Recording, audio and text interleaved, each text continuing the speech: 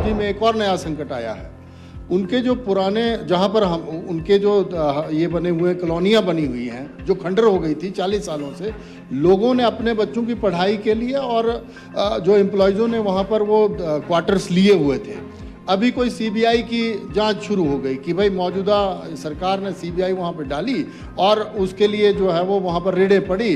अब जो लोग वहाँ पर किराए पर रह रहे थे उनको भी नाजायज़ जो है वो तंग किया गया, उनको बाहर निकाला गया। उन्होंने ये तक कह दिया सीएमडी ने कि अब हम इनको डिसमेंटल कर देंगे। जब हमने ये प्रश्न किया कि आप फिर हमारी ज़मीन वापस क्यों नहीं कर देते, हमने कहा, तो उन्होंने कहा 40 साल तक था, 20 साल की एक्सटेंशन आप लोगों ने ही दी हुई है। अब वो उन्होंने उसको दोबारा से रेनोवेट किया, टनल्स के वो डाया बढ़ाए और वो बैरासिल को, जो मेरे पास जानकारी, पुख्ता जानकारी, अभी भी रेनोवेशन का काम उनका बैरासिल में चला हुआ है। क्या सरकार जो है वो, माननीय मुख्यमंत्री जी, पर्सनल लेवल पे ये टेकअप करेंगे कि जिस बैरासिल से एनएचपीसी खड़ा हुआ, उन्होंने स्कूल भी तीसा से शिफ्ट किया, वो पहले केंद्रीय विद्यालय हुआ करता था, अब उनको दे दिया, ये जो प्राइवेट संस्था को दे दिया गया, जो बहुत सारी फीसें ले रहे हैं वहाँ पर।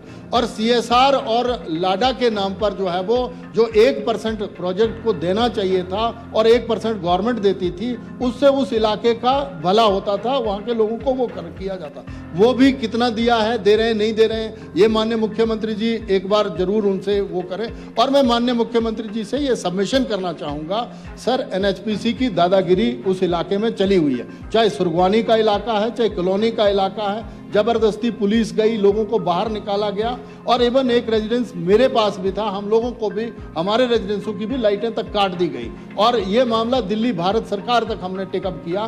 क्या माननीय मुख्यमंत्री जी सदन को आश्वस्त करेंगे, चंबा के लोगों को आश्वस्त करेंगे, जो सरप्लस लैंड उन्होंने हत्याई हुई है और जिस पर उनका कब्जा है, क्या वो हमें वापस दिलवाएंगे? और वहाँ जिन लोगों को इन्होंने खामखा हरास किया है सीबीआई के नाम पर, क्या उनको रिलीफ देने का काम करेंगे? माननीय अध्यक्ष महोदय, जो हम एक लड़ाई लड़ रहे हैं, ये लंबी लड़ाई है, लेकिन इस लड़ाई की शुरुआत की है हमने।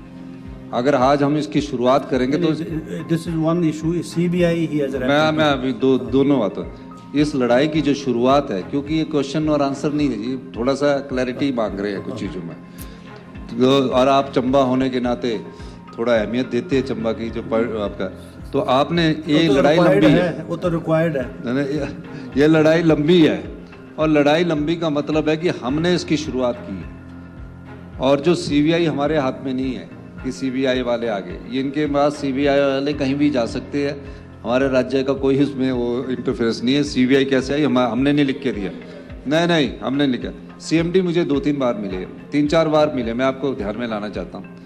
वो कह रहे थे कि एक हमारा डूगर का प्रोजेक्ट है, उसको हमको दे दीजिए। मैंने उनको भी स्पष्ट कहा और कई कॉर्नर से उनका प्रेशर्स आया, जो डूगर का प्रोजेक्ट है 500 मेगावाट। मैंने कहा कि आप हमारी शर्तों पर 40 साल बाद प्रोजेक्ट वापस करने के लिए एग्रीमेंट करते हैं तो ठीक है, 12, 18, 30% देते हैं तो ठीक है। पिछली सरकार ने क्या किया कि उसको 12% पर देकर लाइफ लॉन्ग दे दिया, तो उस प्रोजेक्ट को हम कैंसिल कर रहे हैं और सीएमडी को हम पूछेंगे। और जो और प्रोजेक्ट है, एसजेबीएनएल भी है, सब जगह हिमाचल के अधिकारों की लड़ाई की शुरुआत हमने की है।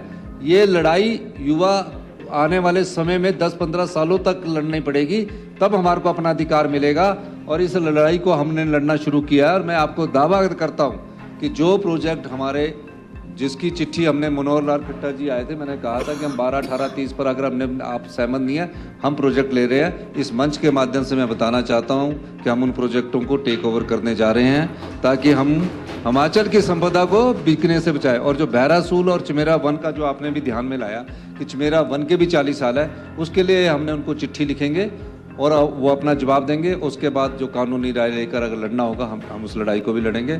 सीबीआई का हमारा नहीं है। और दूसरी बात आपको मैं बता दूं, जितने भी केंद्रीय उपक्रम होते हैं सीबीआई के डायरेक्ट अंडर पर होते हैं, इसमें राज्य सरकार से कोई अनुमति की कोई ज़रूरत नहीं होती।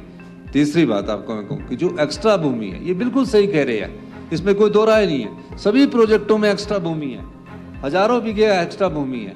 आज एक पुल बनाना है, हमने क्या बीबीएमबी के वहाँ पुल बनाना है, तो उसकी परमिशन हमको वहाँ से लेनी पड़ती है। पानी हमारा, पानी के लिए परमिशन हमको लेनी पड़ती है। वेल्थ हमारी है, परमिशन उससे लो।